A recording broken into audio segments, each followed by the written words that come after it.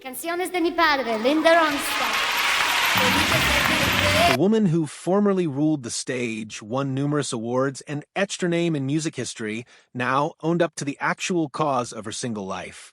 For decades, fans, critics, and even gossip publications attempted to unravel the love affairs, engagements, and publicity-stopping romances that told a glamorous but elusive story of her personal life.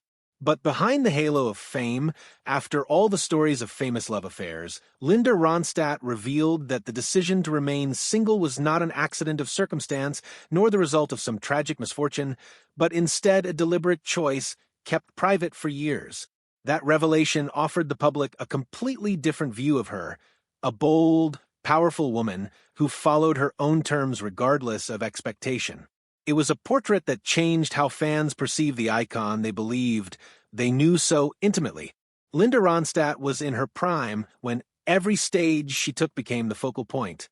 Her career was a vision of greatness, her voice enchanting, and her private life frequently featured in tabloids. She was romantically associated with major players from music, politics, and Hollywood. There was songwriter J.D. Souther to ex-California Governor Jerry Brown. Linda's romantic life frequently overlapped with public interest. She and Brown notoriously graced the covers of leading magazines, their relationship serving as a testament to the convergence of music and politics, of glamour and authority. She was then associated with comedian Jim Carrey and filmmaker George Lucas, the latter even getting down on one knee and asking for a hand in marriage at one time. Still, though these appearances were sufficiently good, each of these romances failed before marriage could consummate the affair. Pressed for an explanation of her decision never to marry, Linda never softened her tone. She once bluntly asserted, "I had no talent for marriage at all. I didn't like compromise. It had to be the way I wanted it." It paved the way for the world to see at last the uncompromising side of her in her personal life, which reflected the very independent posture she took as an artist. Compromise for her in love was to lose herself, and that she just would not do. Relationships, she admitted, were almost impossible in her world, especially for someone constantly swept into the whirlwind of fame. New opportunities flash before your eyes every few seconds, and you're not around long enough, she once explained. It was a clear acknowledgement of how the artist's life, one of relentless touring, constant reinvention, and exposure to temptations, made long-term commitments nearly impossible to maintain. Her confessions peeled back another layer of truth. She confessed that in her universe, no one ever lived up to all that she wished for a mate. To be honest, you meet one guy. He's super nice, but he's not musically inspired. And then there's somebody else who's so musically enthusiastic it takes your breath away, but he's such a cad you can't bear to be in his presence. This frank candor, inflected with a hint of humor, explained why Linda made the decision to do it alone. She had high hopes for both artistic fervor and personal compatibility, and she was not willing to accept less than both. The impossibility of achieving such balance caused her to be the voluntary wearer of singlehood rather than the vanquished. In her prime years, requirements in her line of work also had a determining role in molding her own life. Always on tour, Linda spent more of her life on the road and in hotels than in any residence she might have referred to as home. The tempo was grueling and did not leave much time for building close, long-term relationships. The solitude might be isolating, but Linda embraced it as the cost of a job that brought her the most happiness. More than anything else, music was the one thing that satisfied her, and no relationship was ever strong enough to match that passion. Then there was another risky choice, one that changed her private life forever.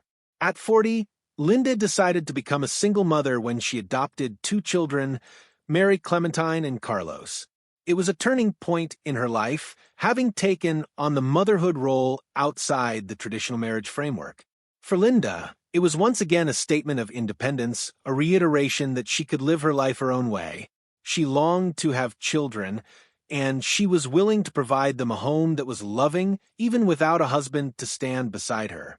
The decision was not only reflective of her steadfast independence, however, but also of the profound strength that had always characterized her.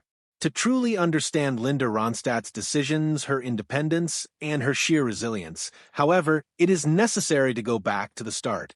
Born in Tucson, Arizona, in July 1946, Linda spent her childhood in an environment saturated in music. Her father's passion for guitars and Mexican rhythms, and her mother's preference for classic American songs filled her youth with sound, melody, and culture. This was a home where singing together was as effortless as talking, and traditions of American folk intertwined with the beat of Mexican influences. Raised in the Arizona desert, Linda not only forged a voice, but also a distinct musical sensibility that would make her one of the most highly acclaimed artists of her generation. Linda was a teenager who tried everything. She learned to play the guitar, sang folk songs, and soaked up the pop music that saturated the airwaves. Music wasn't a hobby, it was life itself. Having spent only a short time at the University of Arizona, she chose to abandon academics and pursue her vocation. Her first genuine success came in Los Angeles, a city full of artistic fervor, where she discovered her talent alongside Bob Kimmel and Kenny Edwards and the Stone Ponies, a folk rock group that gained prominence during the late 1960s. Their hit song, Different Drum, driven by the soaring vocals of Linda, launched her into stardom and made her famous.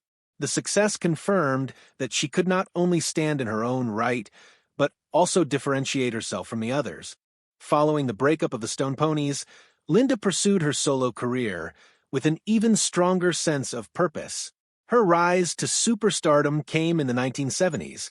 She became America's best-selling female artist, producing album after album that dominated the charts. Her voice was unique, strong, emotional, and varied. She could sing hard rock anthems, soften country ballads, and then entrances fans by her forays into Latin or classical music. She came to be referred to as the Queen of Rock and the First Lady of Rock, a name that not only indicated her supremacy on the charts, but also her leadership role in defining popular music.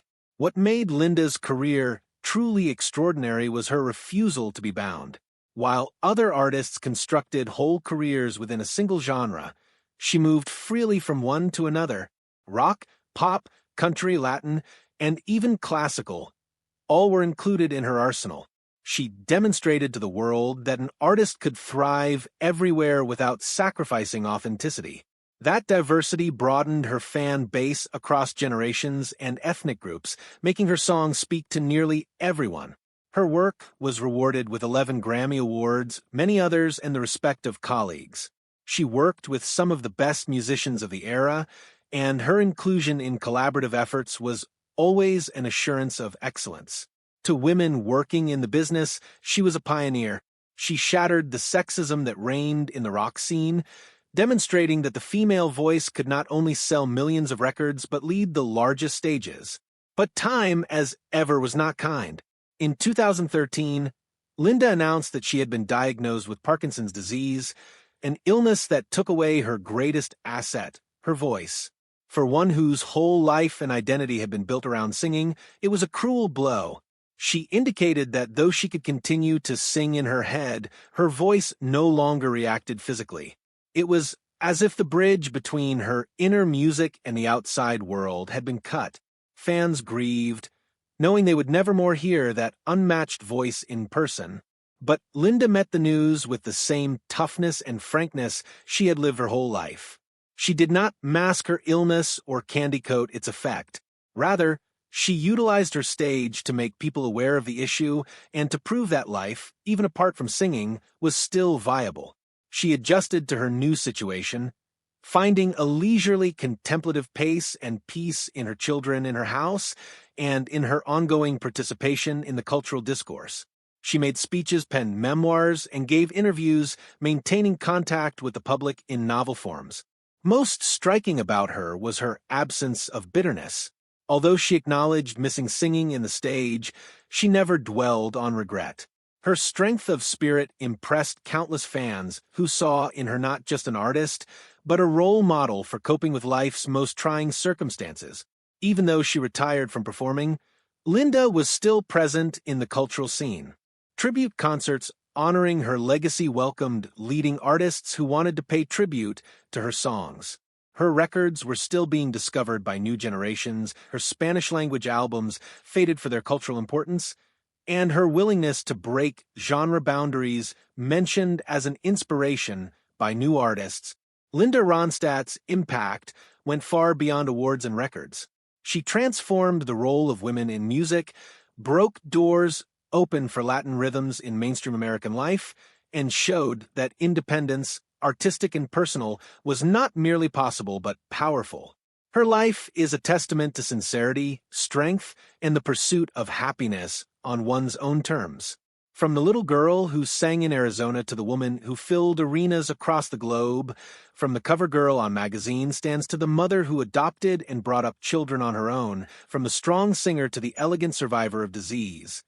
Linda Ronstadt's path is nothing less than remarkable. She is a timelessness icon whose music still resonates across decades, whose decisions still inspire, and whose character still reminds us that greatness is not in conforming, but in being brave enough to live truthfully, passionately, and uncompromisingly. Even though she retired from performing, Linda was still present in the cultural scene. Tribute concerts honoring her legacy welcomed leading artists who wanted to pay tribute to her songs. Her records were still being discovered by new generations, her Spanish-language albums faded for their cultural importance, and her willingness to break genre boundaries mentioned as an inspiration by new artists. Linda Ronstadt's impact went far beyond awards and records. She transformed the role of women in music, broke doors open for Latin rhythms in mainstream American life, and showed that independence, artistic and personal, was not merely possible but powerful. Her life is a testament to sincerity, strength, and the pursuit of happiness on one's own terms. From the little girl who sang in Arizona to the woman who filled arenas across the globe, from the cover girl on magazine stands to the mother who adopted and brought up children on her own, from the strong singer to the elegant survivor of disease. Linda Ronstadt's path is nothing less than remarkable. She is a timelessness icon whose music still resonates across decades, whose decisions still inspire, and whose character still reminds us that greatness is not in conforming, but in being brave enough to live truthfully, passionately, and uncompromisingly.